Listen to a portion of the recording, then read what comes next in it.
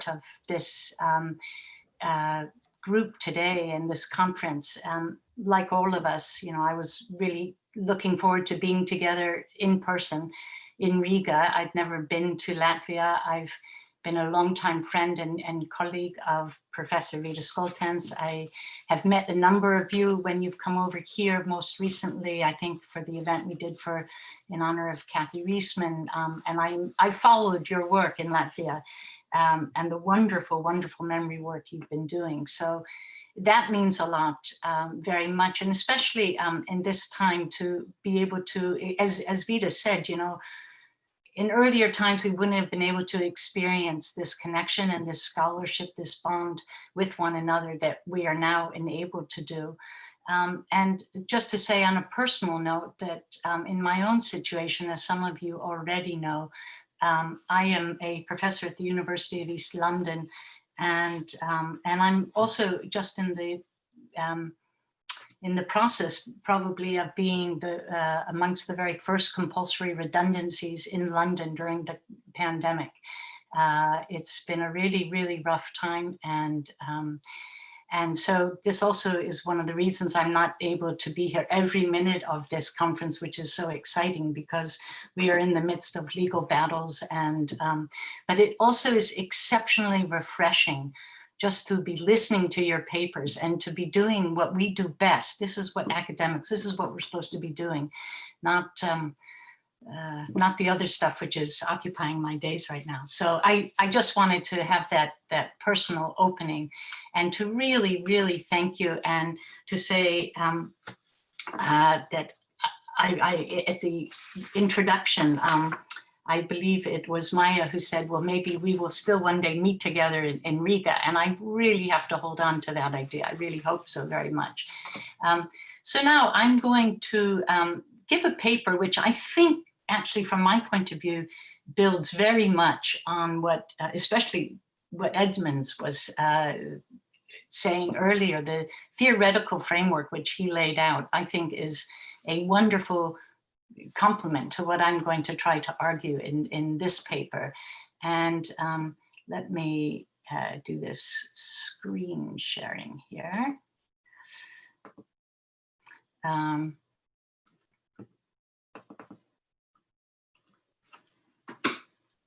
And you will tell me when it comes on for you.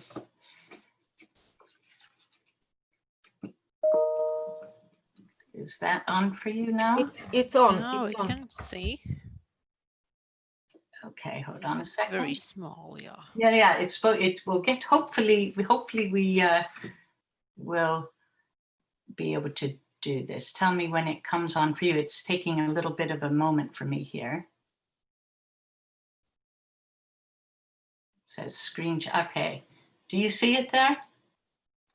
Yeah, very well. Okay, great. So, by the way, this is not supposed to be this title. This is, I mentioned, I just had problems at the very, very end.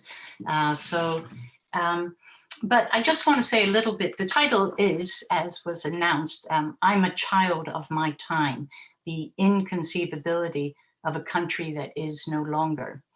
And I'm going to talk about my 27-year longitudinal project that I've been doing in East Germany.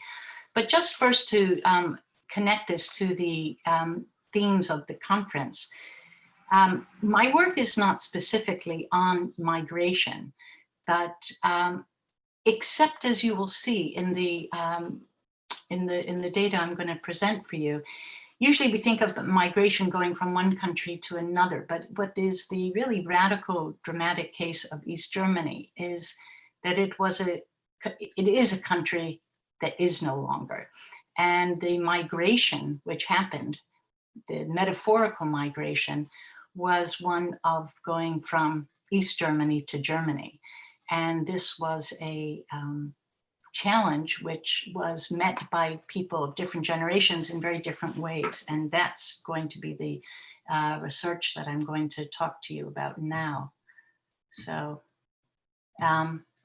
just to tell you a little bit about my project, first of all, as I say, it's been going on for 27 years. That says 2012, but in fact, the the last tranche of interviews I did was in fact exactly a year ago now at the in Berlin, the 30th anniversary of the fall of the Berlin Wall.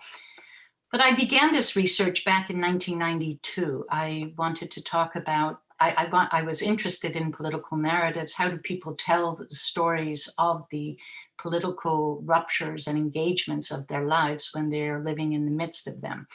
And in 1992, I pieced together a way of getting to Berlin and to Leipzig. And so this was about, well, 2.5 years really after the opening of the wall. I arrived about 6 weeks after the opening of the Stasi files. And I was interested in how did people who had created the peaceful revolution, how did they now look at the work they had done, which already by this time, there was not a, you know, technically Germany had not unified, but it was clear that that was the direction it was going to. And so I interviewed 40 women and men, and as it says there, mostly they were dissident leaders of the dissident movement, but also because of a particular circumstance, I was also able to interview a few members of the Stasi, the Ministry of Security.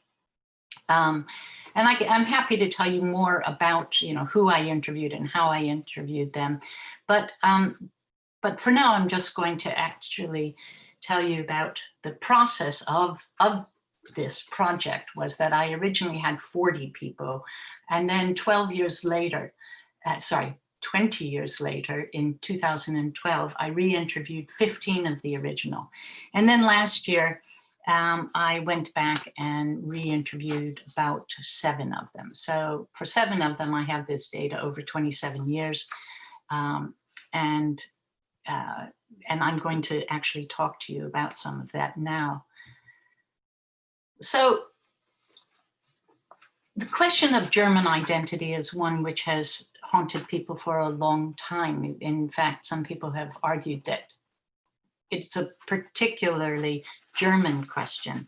And here, Habermas, already only 1 year after the opening of the wall, talks about the identity of a group of a person or a group as being something that is concrete and something that is practical, but at the same time, which appeals to moral measures.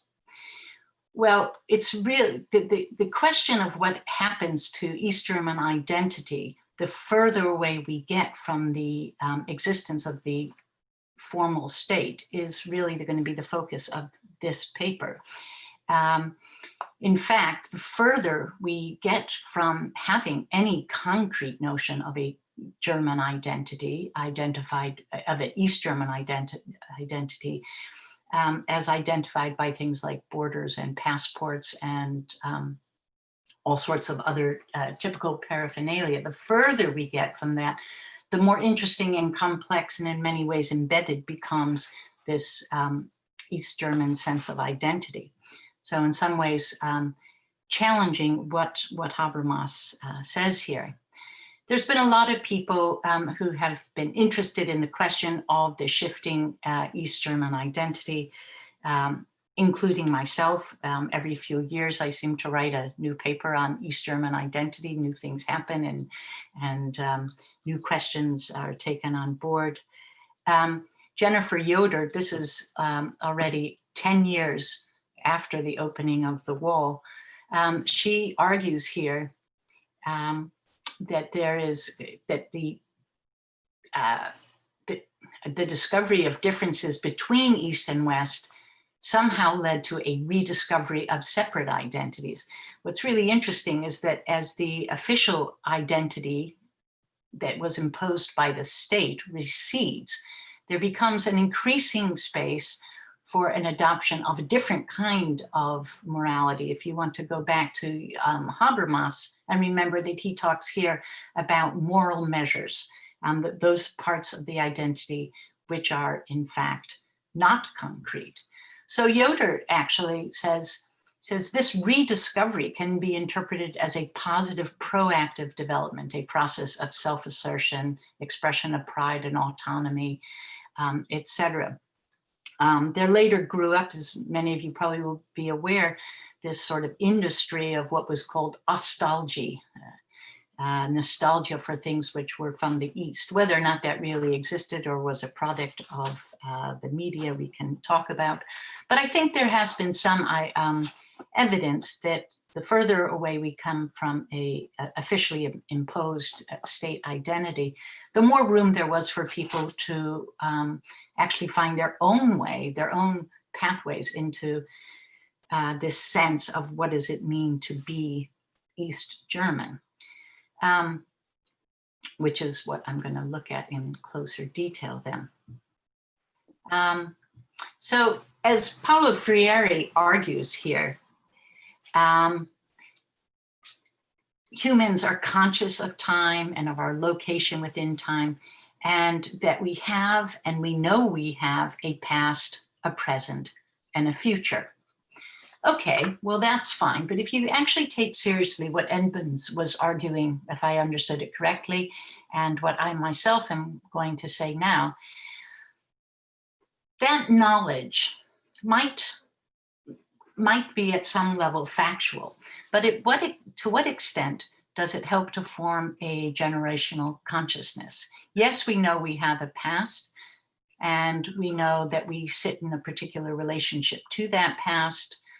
But that location actually very much informs our sense of our present time and in some ways our future. We could argue this in many locations, not least being Britain, from where I give this paper right now, and the question of who voted for Brexit and what kind of a future was that envisioned, etc.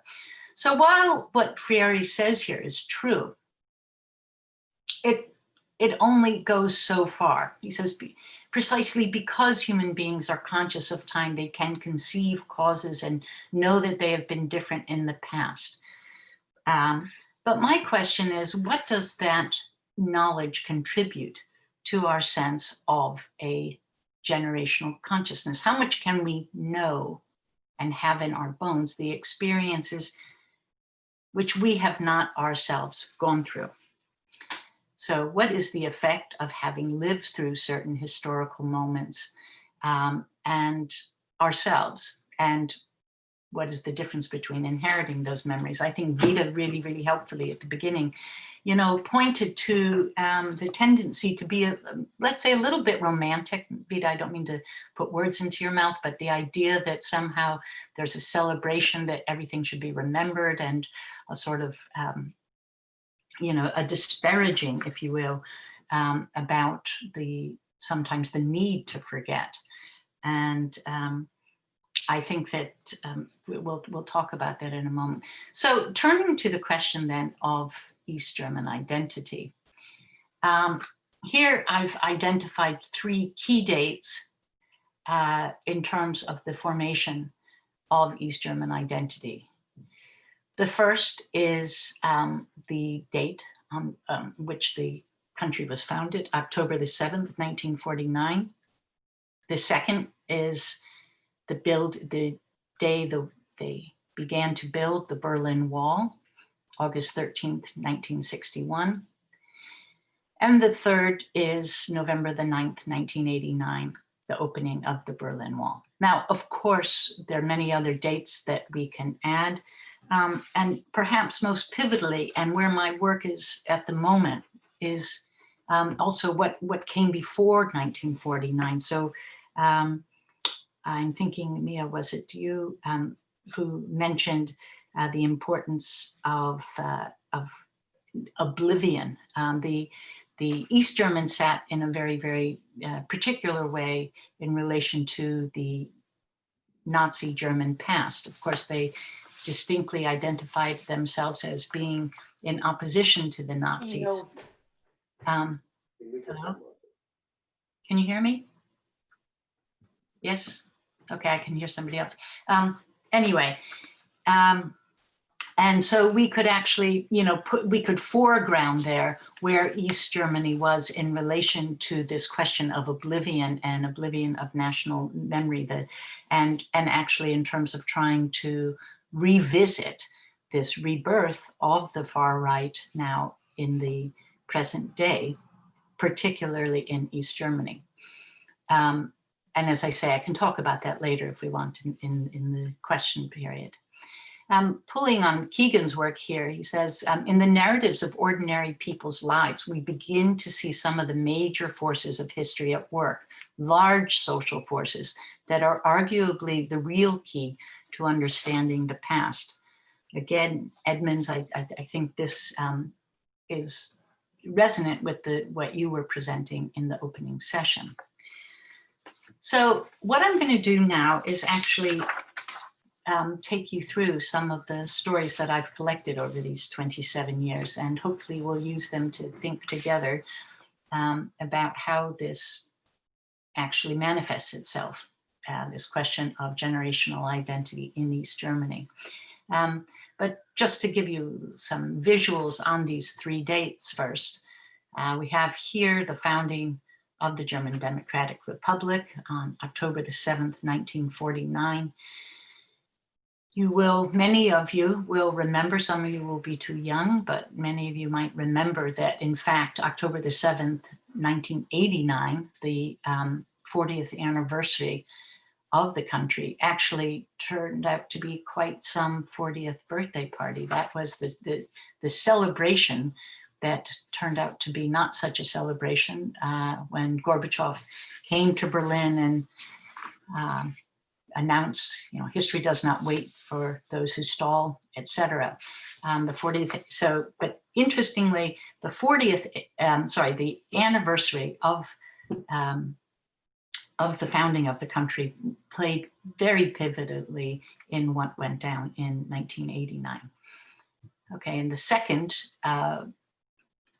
critical date that I am identifying in terms of identity is the day that they began building the Berlin Wall. And many, many East Germans can tell you exactly where they were when they first heard that it was being built. You can, some people were, many people who I interviewed were actually, traveling with their families, and the question, would they get back in before the wall closed, etc.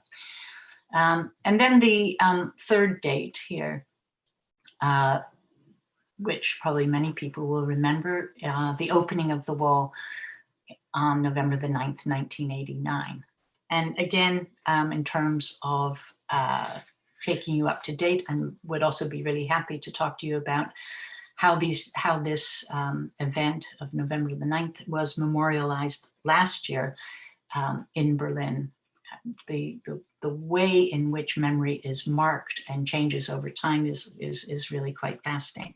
But first, let's go and have a look at what some of my respondents had to say. And here I really will be presenting you with a series of extracts from my interviews. Just to remind you what I said at the beginning, I had these 3 sets of interviews over the last 27 years, and with people who ranged in their age. And so I'm going to be pointing out to you also how old they were at the times of these particular events.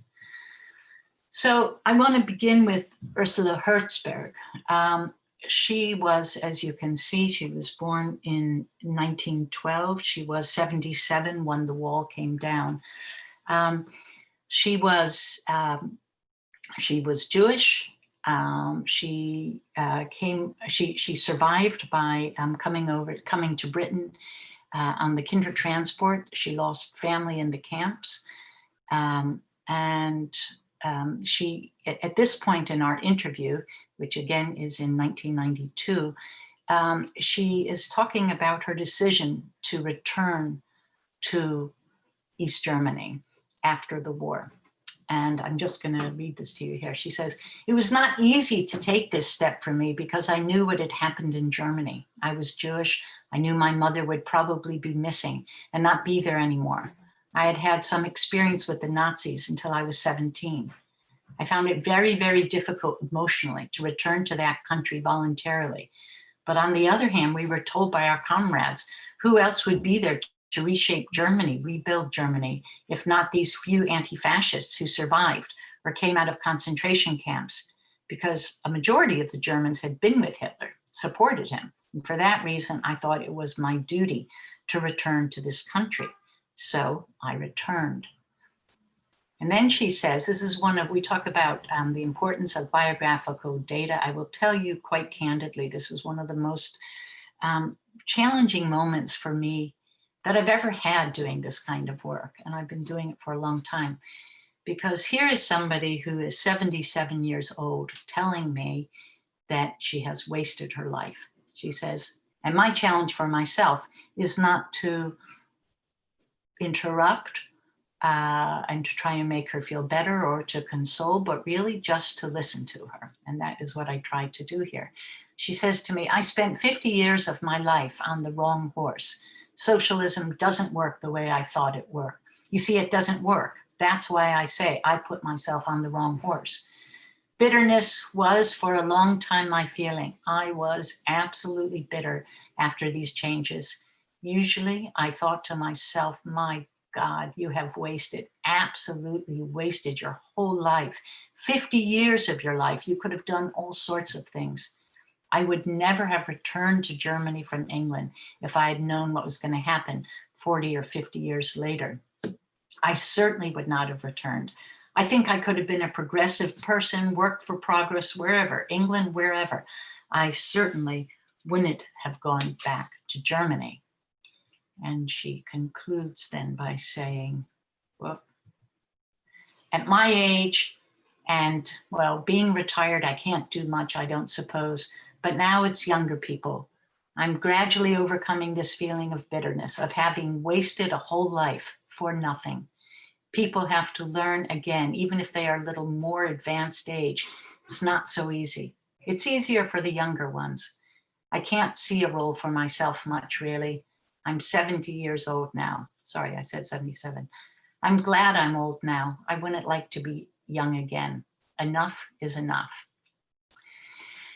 I think I'm not going to discuss this too much in detail because I want to leave time for us to come back to these extracts. But I think we can hear here the importance of what happens to her when, in fact, the bulk of her life project is actually evaluated as being morally corrupt, as was the evaluation of the East German state. And she really is fed up. And to be honest, you know, she didn't live that much longer. She was really, really sick of it and felt utterly, you can hear this, utterly desperate at trying to overcome a feeling of bitterness of having wasted her life, having come back to help rebuild a project that in fact ultimately was not successful. The next very brief interview extract is with her son, Wolfgang Herzberg. Wolfgang was born in 1944. He's widely considered to be East Germany's first oral historian. Some of you might know his work. And he was very different from his mom, actually. And he was very kind to me and befriended me and took me places that he thought I should see and whatever. Back in 1992, although he did not want to be re-interviewed in 2012, he was the only person who I approached. Anyway, he says to me in 1992, this is at the same, relatively, not the exact same moment, but around the same time as when I was interviewing his mom, he says, well, the older people were more invested in socialism in terms of material things as well as ideas. You can absolutely hear that in the interview with his mom. He says, the older one is, the more painful was this process of breaking away because you feel less free to go through with this process of separation. And then he says this really critical thing. My generation, we had too much respect for anti-fascism. Now, this is a really, really critical question. You'll see he and the bulk of the dissident group who ultimately sort of led the peaceful revolution were in fact what I call these GDR babies. They were born roughly at the time of the country. You'll see he was born 1944. So he was, just 5 years old when the country was founded. They grew up with this intense socialization that East Germany was founded in resistance to fascism, and that their parents' generation were the freedom fighters. Now, we can talk about this. Is quite a complex story. I've been writing about this more recently, but part of that is true, and part of it is not so true. And there's so much to unpack in this final sentence here, especially if we try to understand what's happening in terms of the rise of the far right, especially in East Germany now. Okay, I'll leave that for the moment, though. Let's go on to another person.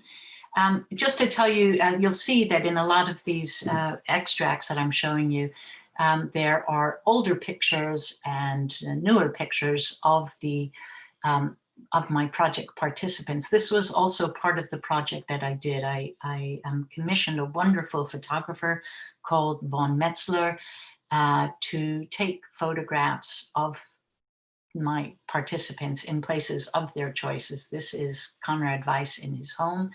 And I will share actually a link to a website which will show you an exhibition that was built, that was based on some of these portraits, as well as this was back in 2014, the 25th anniversary of the opening of the wall. We had a symposium here at the German Historical Institute in London, which was on cultural memory and change in the GDR. Anyway, I'll post that in the chat later. Here we have Conrad Weiss. He is again roughly the same age as Wolfgang Herzberg.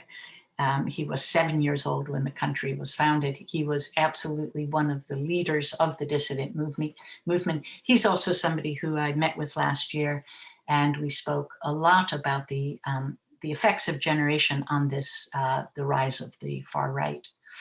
But let's have a look then what he said in 1992 and then later in 2012. In 1992, he tells me quite simply, I'm a child of my time. And there you recognize the title of this paper. I'm a child of my time. The conditions under which I lived shaped me. I'll stay a GDR citizen for the rest of my life. And indeed, that's proven really true. Each time I come back to him, I ask him about his East German identity, and it's a strong one. He says, that's not a political statement. I was marked by these 40 years. Those were the decisive 40 years of my life. I drew my strength from the active confrontation with this country. We'll talk about that a little bit more in a moment as well. But because one of the arguments that his generation makes is that the young generation, those people who were born after the reunification of Germany, cannot really quite imagine what it was like to live under a dictatorship.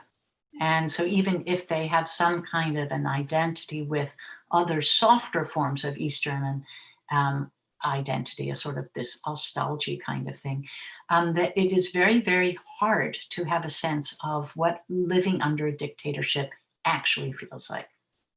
So Weiss goes on to say, I'm sure my children see this differently, although they too, well, I have 3 daughters who are all over 20. They spent their childhood and part of their youth in the GDR. They were marked, shaped, and perhaps in part misshaped by this. And again, he sort of emphasizes the difference that his children would have experienced compared to himself, because he had these 40 years of a very formative experience. Let's see what he says 20 years later. He says, well, we're dealing with an entirely different generation now that grew up in this reunified Germany, who don't know the GDR from their own experience.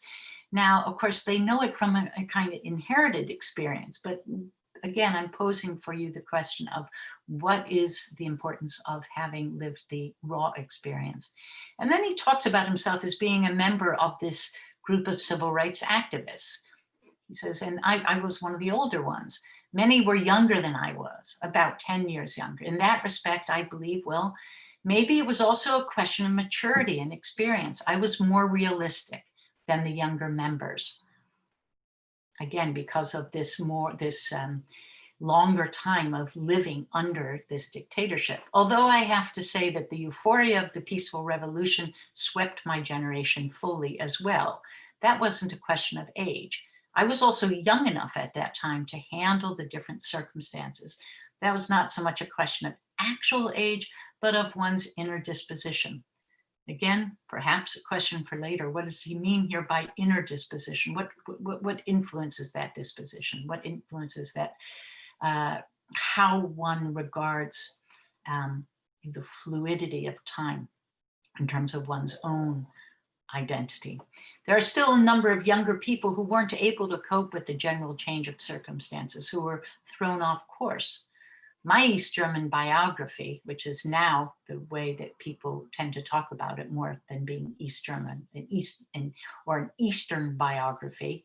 My East German biography is, of course, very present, actually integrated. It's not separated from my identity. It's just like this. That was the most important time of my life in East Germany, and the time of the peaceful revolution afterwards, the most active period. And I think this sentence is just stated with such clarity. It's just like this. It was the most important period. So here we might actually think a little bit about the work of Mannheim and others who point to, okay, Mannheim points to youth. You might say 40 years old doesn't exactly count as youth, but he does actually highlight the importance of very critical moments, how old someone was at the exact rupture of change. And here, I think Comrade Weiss is, in fact, giving us evidence that because he was that old at the time of the peaceful revolution, and that coincided with the most active period in his life, he will forever and ever consider himself to be, yes, East German. Okay, we move to a next case now, Annette Simon. She's a little bit older, a little bit younger than the others, but still within the same ballpark. Roughly, she was, the country was 3 years old when she was born. In fact, she has her birthday at the same time, or I can't remember the exact date, I don't have it with me, but it's roughly around October the 7th. She told the story of celebrating her birthday, or trying to celebrate her birthday on October the 7th, 1989, when there was all this police brutality, and this being a critical moment of political consciousness for her, in terms of the brutality that was or wasn't going to happen. As you know, there was the worry in October 1989 that East Germany would adopt a Tiananmen solution, which in fact they did not do. But in any case, so this critical question of how old were you at the time of that celebration, very, very interesting. Annette Simon is a very interesting person in her own right, but I might also add that she is the daughter of Christa Wolf, who some of you might also know, probably East Germany's most famous daughter, very, very well-known writer.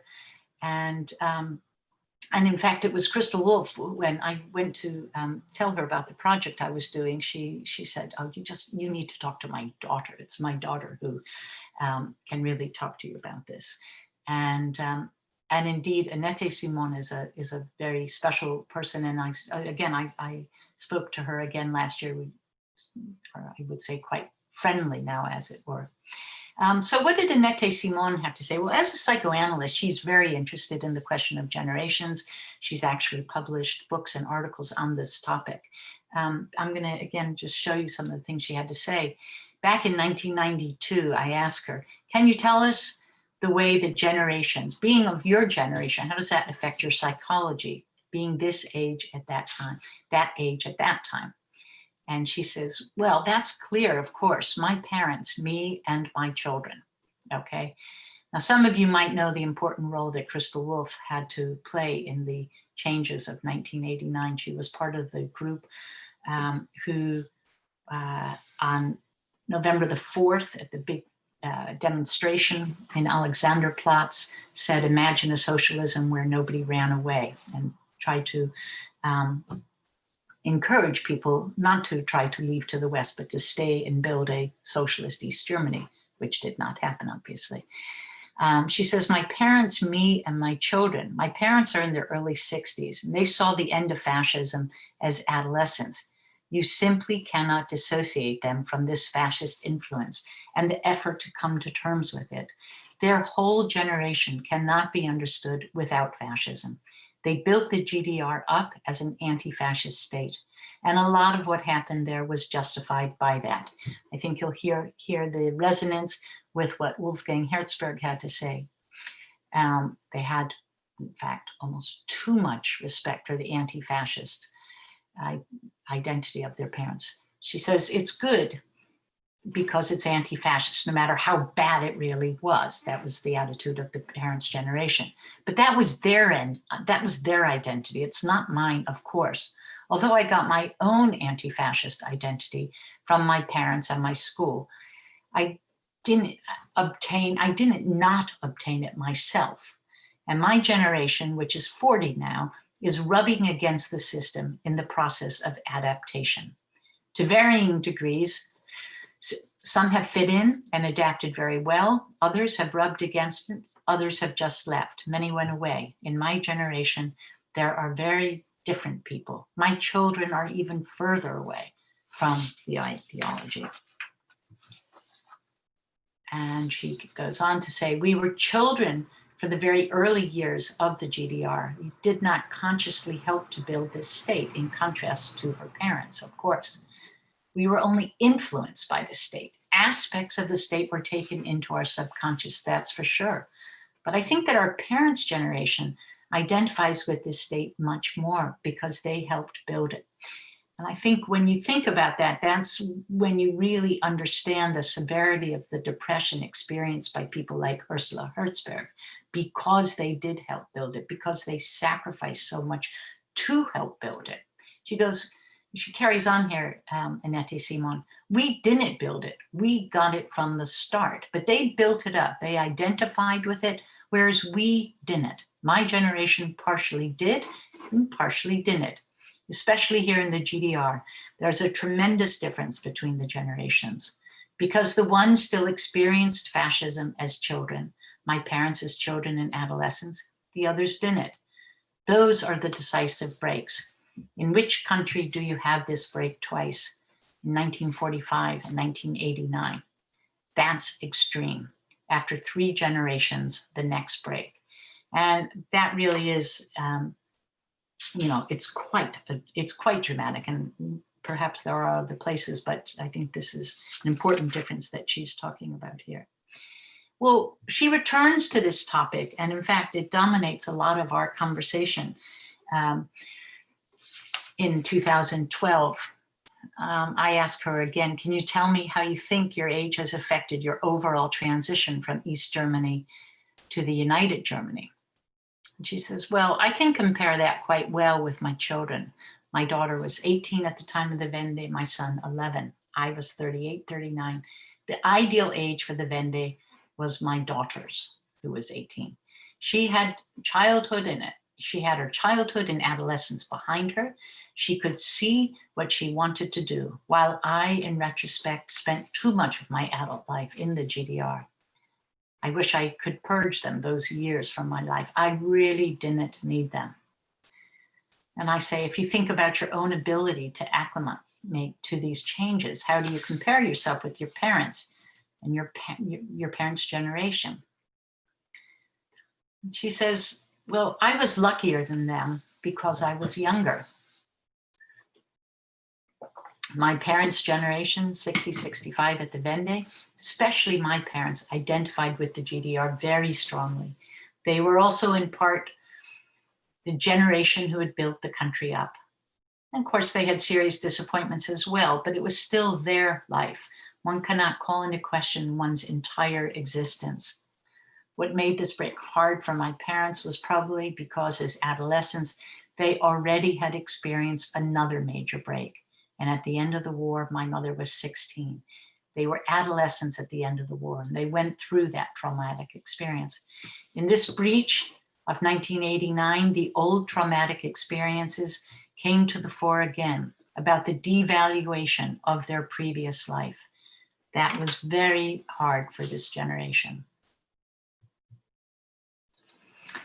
And then we turn to talk about her daughter. I say, well, you were about the same age in 1968 as your daughter was in 89. That's really interesting. How would you compare the world in which you became an adult with your daughters? And she says, because she had also told me about the importance of 1968 in her own particular biography.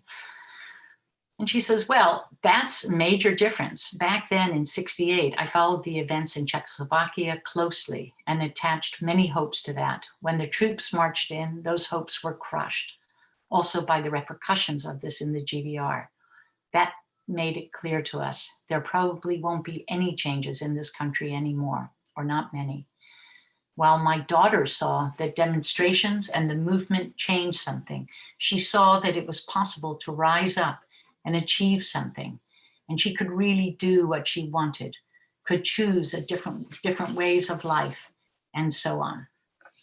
So again, she sort of looks at these critical moments. I didn't include 68, but that definitely would have been a year to include as an important part of the timeline of critical events in East Germany. But her daughter's experience was a very, very different one. It was a much more affirming one that actually people's movements and collective organization does actually change things in a positive direction. And she elaborates on that. The final example I want to give, and I'm sorry I don't have the slide up there for that because that's what got lost in this transition, is an activist by the name of Reinhard Weissun. Weissun was again this age of the GDR babies. He was born, I think, about 1948 or something. And he says, he actually talks about history disappearing, not only for subsequent generations, but even for people themselves as they try to look back on and remember the experiences that they endured. So he actually, time and time again, he was again another person that I spoke to last year for another follow-up interview. And he kept emphasizing the difference between generations, but also even his own generation's problems with accessing their own raw experience of living under totalitarianism. So he says to me, this is back in 2012, but it's a powerful quote, which I would like to really end with here. He says, even in the East, little is left of what used to be the East. And in the West, they ask, what is the East? And he laughs. Just as we perceived that as a culture shock back then, it's simply a completely different world. And that comes to bear in many ways. It's breathtaking to see how quickly history disappears. It vanishes from one's consciousness and becomes wholly meaningless for one's own life. It seems to me like the famous story that you hear time and time again of children who cannot imagine life without a mobile phone. Inconceivable. It means that the GDR is equally inconceivable, that one has no idea what it actually was. And for him, this is the critical point of why it is so difficult for younger East Germans to actually understand and to take in. They know about their past, but they can't actually inhale it in the same raw way that his generation can. And as you can hear from that quote, he believes that even his own generation finds it hard to remember. History disappears even for his own generation. So I would like to then just conclude with this wonderful quote that never stops giving for me, the 18th Brumaire of Louis Bonaparte, where Marx says, well, men make their own history, but they do not make it as they please. They do not make it under self-selected circumstances, but under circumstances existing already, given and transmitted from the past. And I would like to suggest that this is a very, very useful framework in terms of trying to help us think about how the effect of the timing of historical changes, the role that they have played in generational consciousness in East Germany. Okay, thank you very much. I'll stop sharing now.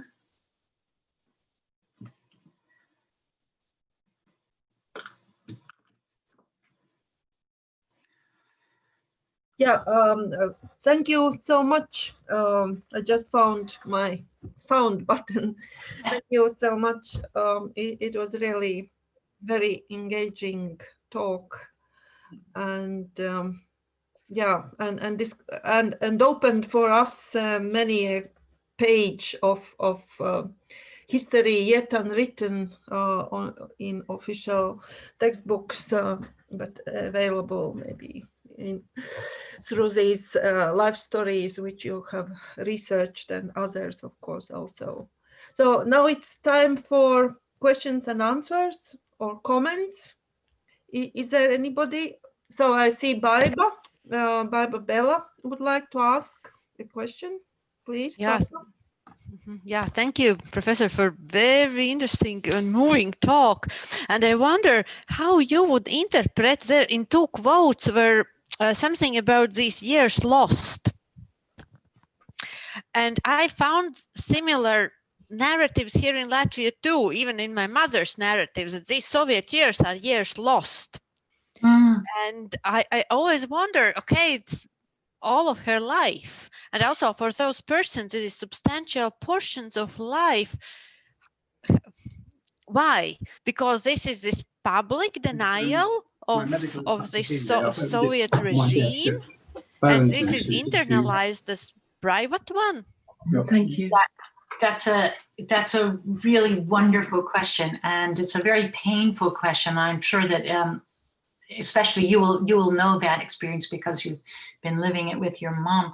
I have written a little bit on this because one of the most moving interviews on this was actually, I didn't include here, was an interview with a wonderful actress called Ruth Reinecke. And Ruth told me that her mother actually just became totally silent, okay? And the acute pain that she experienced because, like Ursula Herzberg, you know, the experiment was seen to not only have not been successful, but to have been morally bankrupt, okay? It's not like, you know, the modern version of what was the East German state is anything but the, you know, the sort of inspirational view that the founding generation had of what they were building, okay? And I think that, you know, the experience of, I don't know how old your mother is,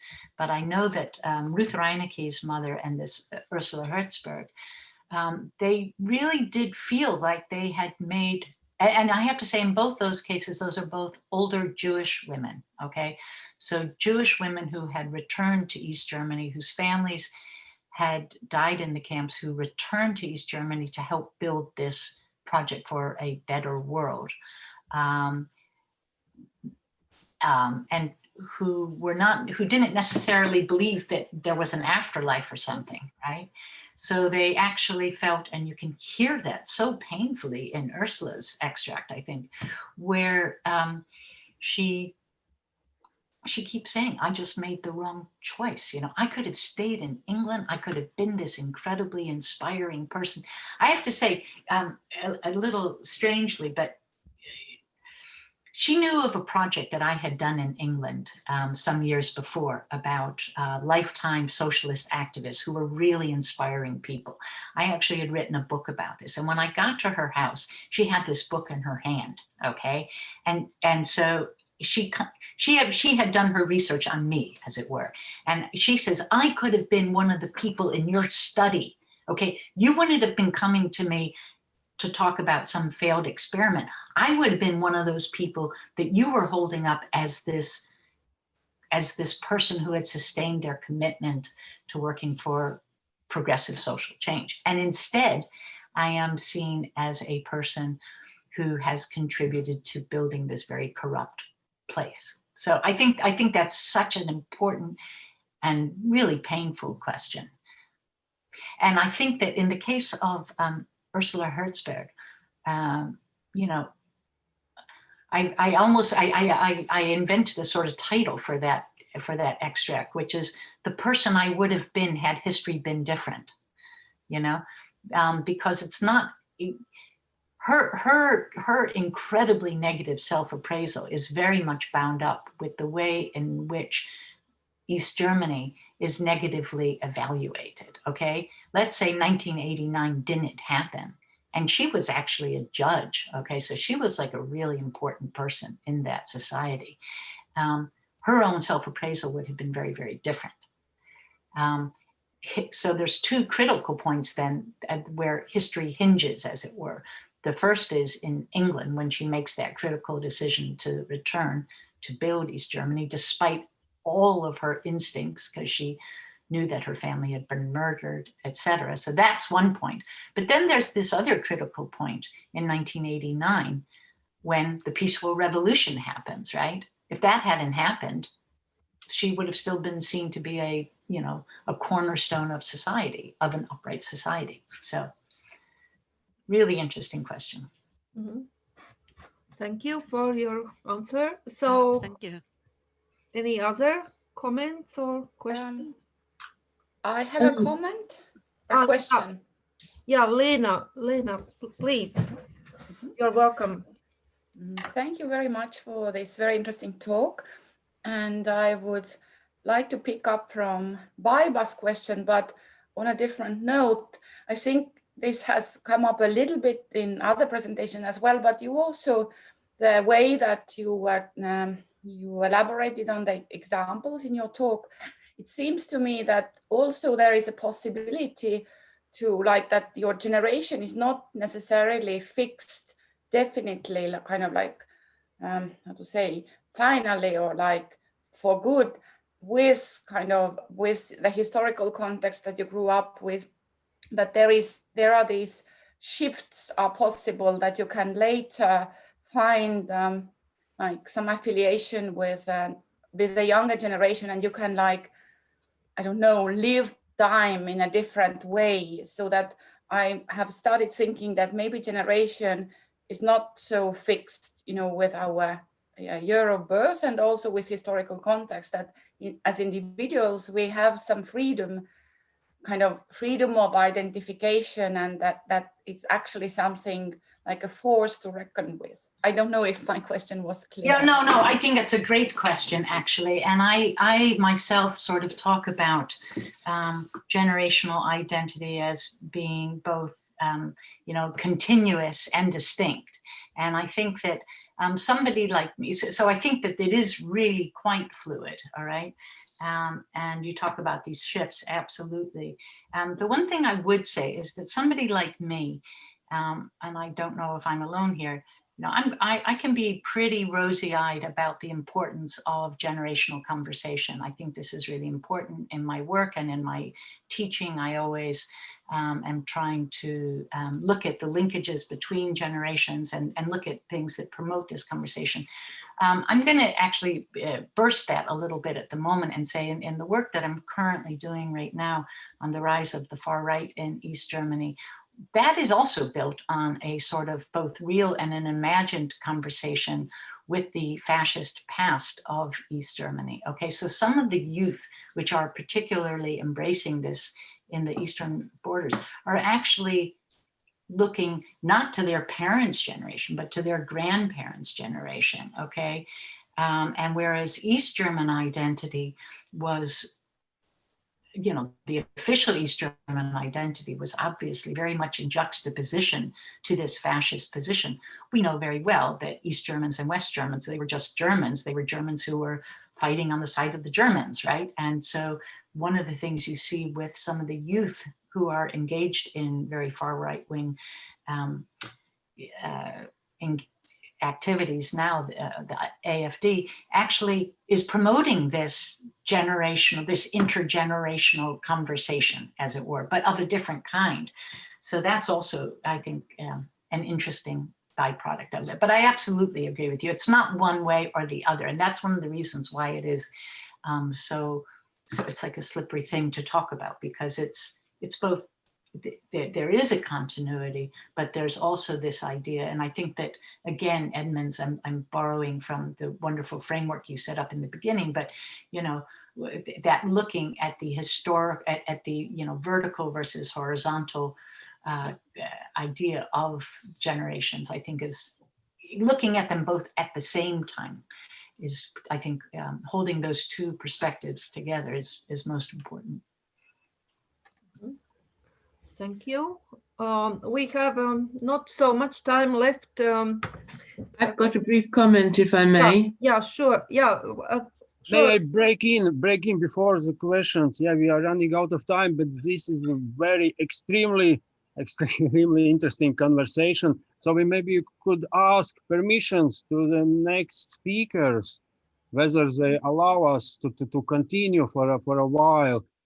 I will share a screen with updated program, so you could look who is on the line, and maybe, for instance, Lena, what do you think? You wrote that you wanted to move your presentation tomorrow, or what? Yes, if it's possible, because I am now in this panel as the last one, but I still have class at this time. So I have class until 6 o'clock, so that it would be very rushed and impossible to carry out. So if it's possible to, you know, give me a slot tomorrow, I would appreciate it. Yeah. So do we have just 3 presentations? Am I right? It seems so. It seems so. And Maya and Maruta asked us to move them to the first slot. Yeah, as you see, then Baiba and Martin. So Sigita. so Sigita. Is Sigita present? Sigita also, I haven't answered from her. Or no, she answered that she also has some obstacles to join our conference. So I'm afraid we are just 3 presentations. We can continue with discussion. I think it's quite important to finish this properly and then start next slot. Yeah, but we need to ask Maya, because Maya had some other commitment. But it will be just 10 minutes more discussion, not the more. Yeah, and Maya need to be at 4, so it will be good over at 4. I'm sorry. We're continuing. Yes. I've just got an observation. There was some work done by a psychologist whose name I can't remember, but maybe one of my colleagues can remember his or her name. But that was a study that involved evaluating people's lives in terms of whether they were successful, happy, and so on. And it described their lives in terms of what they had done during their youth, their adulthood, maturity, and how they'd ended their lives. And they found that lives that had been beset with troubles and problems throughout, but that ended on a happy note, were described as being happy, whereas lives that had been unhappy and with lots of troubles throughout, but that somehow turned things round towards the end, they were described as having had a happy life. So the importance of endings, I think, is also highlighted by your research, isn't it, Molly?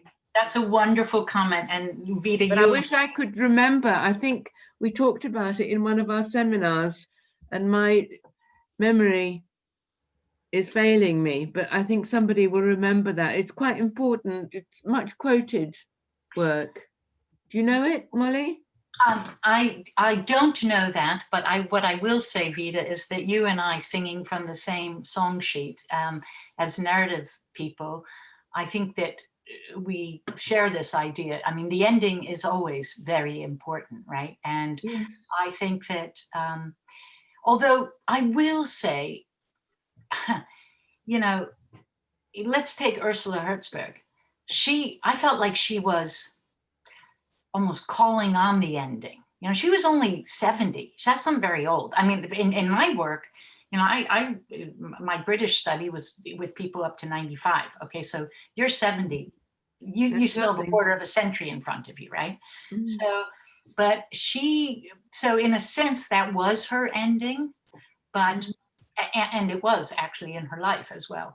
But I almost felt like it was, but that her deep depression was actually part of that. But yes, I think that, you know, this question that Conrad Weiss actually brings up, what is the role that disposition plays? Now, Conrad Weiss is a big leader of intergenerational conversations in East Germany. Okay, he still is now. And, you know, he experienced quite a lot of things, but he's still, I mean, and he's very much in the forefront of leading these movement against the rise of the far right there. But thinks you can only do this as an intergenerational battle, as it were, you know. So I do think there is a question. I don't want to revert to individualized psychology, but there is something which is also, and perhaps it is Edmund's, you know, two-pronged theory of generations that actually helps us to think about that, where people are both as in terms of cohorts, but in their lineage as well, in terms of how they ultimately regard their own life review. One of the things, by the way, that I have written about in the past is sort of a critique of Robert Butler's idea of, you know, life review as only happening at the end of a long life. And, you know, you're sort of, when you can no longer really make much of a difference, as it were, as opposed to life review happening at these critical historical moments. And then saying, which I think you can see in my data, and I think Vida in yours as well, you know, you can see people going through intense life review at 40 years old. Okay, they lose their country. What does it mean to be East German or whatever? Okay, that's life review, but they're not doing it in the way that individualized Western psychologists have typically thought of that as a individual experience, but rather as something which is very much pushed on by the movement between the individual and the political context of their lives. But anyway. Thank you. So any other comments? Just have a very brief comment that I was thinking on my own when Professor Andrews was commenting on Vieda's question, that you said that you are only 70, you have quarter of a century ahead of you, but we have shorter in the Baltic countries, we have shorter life expectancy. Yes. So I think that we are not looking at lifespan like this. And also, you know, in terms of thinking of who might write down already their life story or memoirs, then we wouldn't, you know, also want to wait until people are in their 80s and 90s for this reason, because simply we are not used to people living that long. Yeah, of course. And actually, one of the interesting questions about the end of life is that we only know when the end of life is after it has ended. We don't know, but there was no reason to think that. So of course I go with your question. And in fact, I could be at the end of my life. I hope not, but you know, you never know, right? But there was no external reason to think that Ursula Herzberg at 70 years old was at the end of her life, although psychologically she clearly was. And she makes it clear. This was for me as a researcher, and I kind of would love to hear from you, the rest of you, on this question. You know, for me, the challenge was not to behave as I normally would, which would be to say, oh, you know, to try to make her feel better, right? To say, well, you've done all these things and you've done this and this and this. But really just to be there as an ear to receive this holy, bruising, dark self-assessment of her life. And just to listen to it. And I think because I was willing to do that, she kept, I mean, we stayed in touch, she kept calling me back, as it were. Another part of the thing, and it doesn't usually come into my work that much, but with her, it definitely did.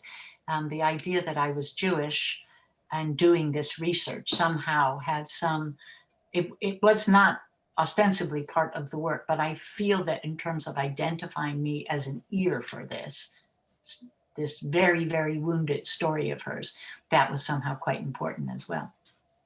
But I think you're absolutely right, of course. I would like to say thank you, Molly. It is very important to see you because I had read your books and it is very important for me. And I hope maybe you can add your presentation to our book we will prepare after this conference and on this topic. Wow, I will see. I'm supposed to be writing a book right now on this East German material. Unfortunately, I hope none of you ever experience this, but being fired is a full-time job.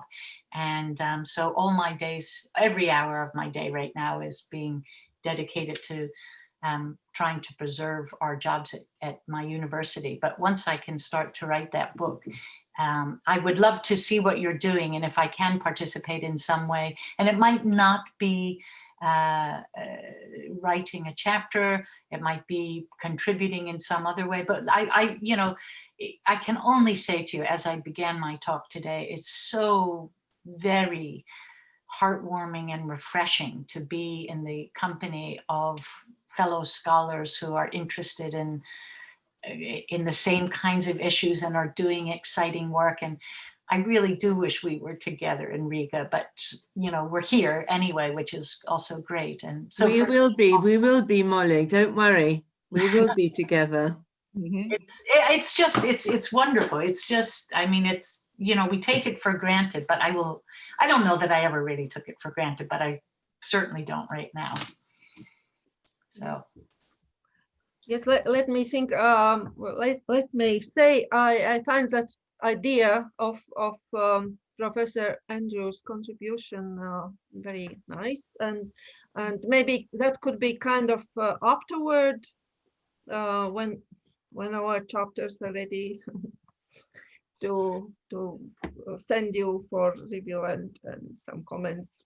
You know, this would be my privilege. Are you kidding? I mean, this would be absolutely lucky me. Yeah. So we would just have some conversations about this. And please know while as we go forward in this wonderful conference, I really, really want to be here as much as I can, and I will be as much as I can. And when I'm not, it simply is, as I say, because of this other stuff which is happening. So then let me collectively forward thanks to you for your contribution and answers to our comments and questions, and hope you can also join us for other sessions today and tomorrow. But we need to move forward now, and the question is open now, whether we need a 5-minute break before we start the second session of papers. Edmund, what is your vision on this? It depends on Maya. Maya have another presentation to be carried out.